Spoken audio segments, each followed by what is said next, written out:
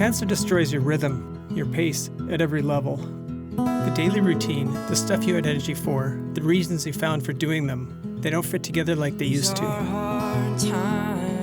Suddenly life loses its sense of flow. It's bad during treatment, but it can be even worse afterward. You can get overwhelmed by anxiety and depression and fear, especially if they tell you that it's going to come back. These are hard times. One of the things that got me through my cancer treatment was the goal of running a 50K trail run 9 months after chemo ended. It was an aggressive goal, considering it had been 18 months of infections and emergency surgeries and delayed chemo treatment.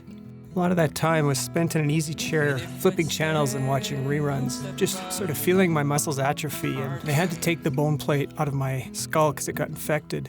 That left the brain exposed, and so it would kind of throb and bulge out when I moved too much. They had to take the top layer of the lat muscle from my shoulder down to the small of my back and graft it onto my skull. So by the time all of that was over, I was in pretty rough shape. And I woke up on the ground, tasting money in my mouth. I was. So 4 months into training, I decided to register for the Bloomsday 12K road race. I mean, 7 miles, that's just a warm-up run in the old days.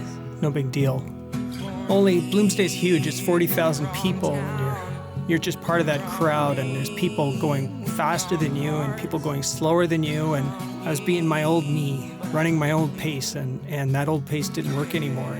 So by mile 3, I'd burned out, and I barely made it over the finish line, and that race was ugly. It was just defeating. I was just so used to having a body that had been running for so many years. You know, I guess 1.5 years without running clearly shouldn't be able to pick up where it left off, but, you know, you're used to who you were, and I guess I'm not that person right now, but I'll get there. It becomes really clear that I have to do this for the joy of doing it.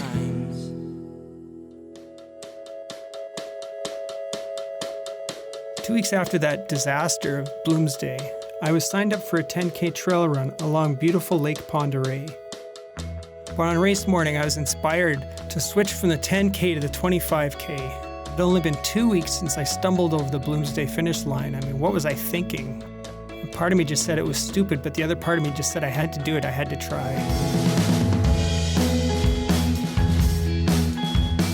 So there I was, lined up with 60 other people, and there's nothing you could do once you head out there. I mean, it's a trail run. There's no backup plan.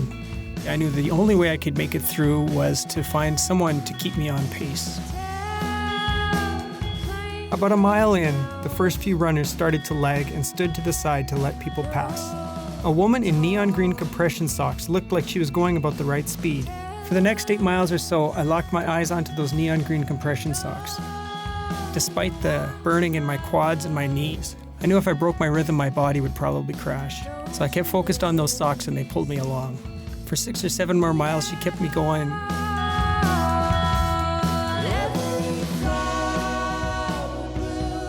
Finally, around mile 12, I just couldn't wait anymore. My bladder needed to be emptied, and I came to a hill I just had to stop.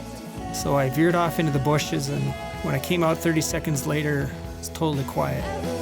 But I remembered a guy with a bright blue hydration pack who had passed me a few seconds earlier, and I knew he was close enough to catch.